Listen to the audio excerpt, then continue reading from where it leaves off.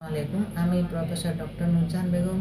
আজকে আমরা জানব রক্ত গ্রুপের নামগুলো এবং বাবা মায়ের রক্ত গ্রুপ প্লাস বাচ্চা রক্ত গ্রুপ হলে বেবির কোনো ক্ষতি হবে কি না, কোন কোন ক্ষেত্রে বেবির রক্তের সাথে বাবা মায়ের রক্তের অমিলজনিত সমস্যা হতে পারে, অমিলজনিত সমস্যাগুলো কী কী এবং কিভাবে সমাধান করা যায় বা প্রতিরোধ করা যায়, চিকিৎসা কী, এই সম্বন্ধে বিস্তারিত আমরা জানব। আচ্ছা, রক্ত গ্রুপগুলো হচ্ছে এ বি অ্যান্ড ও। এখন দেখা যায়, আপনারাও দেখেন যে এ পজিটিভ এ নেগেটিভ থাকে। এ পজিটিভ এবং নেগেটিভটা আসে RH ফ্যাক্টর ডিটেকশনের ওপর। RH ফ্যাক্টর কীভাবে ডিটেক্ট করতে হয়? ডি অ্যান্টিজেনের উপস্থিতি থাকলে তাকে বলি RH পজিটিভ, ডি অ্যান্টিজেনের অনুপস্থিতি থাকলে তাকে বলি RH নেগেটিভ। এখন এ বি, এও, এবি এগুলোতে আমাদের কোন অ্যান্টিজেন থাকে?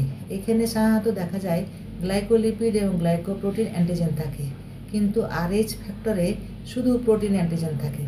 তাহলে এবার আমরা জানি মা বাবা রক্ত প্লাস বাচ্চার রক্ত একই গ্রুপ হলে কি সমস্যা হবে। যদি বাবা মা প্লাস বাবুর রক্ত একই হয় তবে কোনোই সমস্যা হবে না। বাচ্চার রক্তের অমিলজনিত সমস্যাগুলো সাধারণত দুই গ্রুপে হয়ে থাকে, যেমন ABO ইনকম্প্যাটিবিলিটি, যেটাকে বলা হয় ABO অসঙ্গতি। আরেকটি হচ্ছে RH ইনকম্প্যাটিবিলিটি বা RH অসঙ্গতি। এখন আমরা জানি কোন ক্ষেত্রে ABO ইনকম্প্যাটিবিলিটি হয়। যদি মায়ের রক্ত O পজিটিভ হয় এবং বাবার রক্ত A পজিটিভ বা AB পজিটিভ বা B পজিটিভ হয় তবে ABO ইনকম্প্যাটিবিলিটি হতে পারে। ABO ইনকম্প্যাটিবিলিটি হলে কি হয়, এখানে মায়ের অ্যান্টিবডি বাচ্চার জন্য অ্যান্টি বি বা অ্যান্টি এ অথবা অ্যান্টি এবি তৈরি করে বাচ্চার লোহিত কণিকাকে ভেঙে দেয়। লোহিত কণিকাকে ভেঙে দিলে রক্তশূন্যতা হয় এবং জন্ডিস হয়। এই অ্যাকশনগুলো কিন্তু মৃদু হয়, ব্লাড ট্রান্সফিউশন নিতে হতে পারে। এবার আমরা বলবো RH ইনকম্প্যাটিবিলিটি। RH ইনকম্প্যাটিবিলিটি সাধারণত যদি মা RH নেগেটিভ হয় এবং RH পজিটিভ বাচ্চা এবং বাচ্চার বাবা হয় তবে এই RH ইনকম্প্যাটিবিলিটি হতে পারে।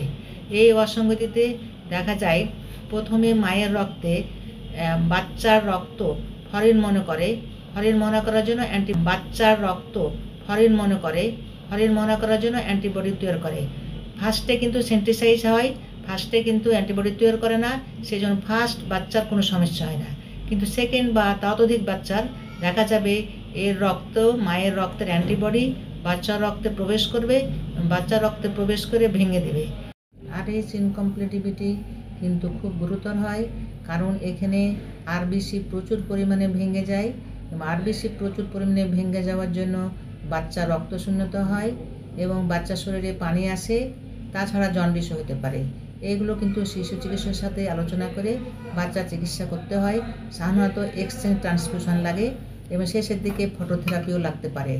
মায়ের RH নেগেটিভ হয় এবং বাবা ও বাচ্চার RH পজিটিভ হয় তবে প্রথম প্রেগনেন্সিতে মায়ের রক্তে বাচ্চার রক্ত ঢুকে যাওয়ায় একটি সেন্সিটাইজেশন হয় মায়ের রক্ত। এই সময় কিন্তু অ্যান্টিবডি তৈরি হয় না। এই অ্যান্টিবডি তৈরি না হওয়ার জন্য প্রথম বাচ্চার তেমন কোনো ক্ষতি হয় না, কিন্তু দ্বিতীয় সময় বা ততোধিক প্রেগনেন্সি হলে দেখা যায় বা মায়ের রক্তে প্রচুর অ্যান্টিবডি তৈরি হয়েছে এবং যেমনই এই অ্যান্টিবডিগুলো বাচ্চার রক্তে প্রবেশ করে তেমনই রোহিত রক্তকণিকাকে ভেঙে দেয় গুরুতরভাবে। রোহিত রক্তকণিকা অনেক ভেঙে যায় বলে অ্যানিমিয়া হয়, বাচ্চার জন্ডিস হতে পারে এবং শরীরে পানিও আসতে পারে। এগুলো কিন্তু আমাদের চিকিৎসা করতে হবে যে রুমে সেরুমে। এখন এই প্রতিরোধের উপায় কী? প্রথম বেবির সময় মাকে 28 সপ্তাহে একটি অ্যান্টিডি ইঞ্জেকশন এবং জন্মের 72 ঘন্টার মধ্যে মাকে আরেকটি অ্যান্টিডি ইঞ্জেকশন দেওয়া হয়। তাহলে দেখা যাবে RH ইনকম্প্যাটিবিলিটি পরবর্তী বাচ্চার জন্য হবে না। এখন যদি RH সেন্সিটাইজেশন হয়ে থাকে তাহলে আমাদের কি করে বুঝতে হবে?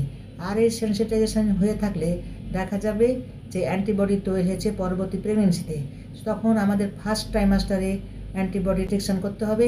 অ্যান্টিবডি ডিটেকশন যদি দেখা যায় পজিটিভ আছে তবে RH অ্যান্টিবডি টাইটারও করতে হবে। টাইটার অনুযায়ী পরবর্তী চিকিৎসা শিশু বিশেষজ্ঞ এবং প্রসূতি বিশেষজ্ঞ করবেন। আসসালামু আলাইকুম।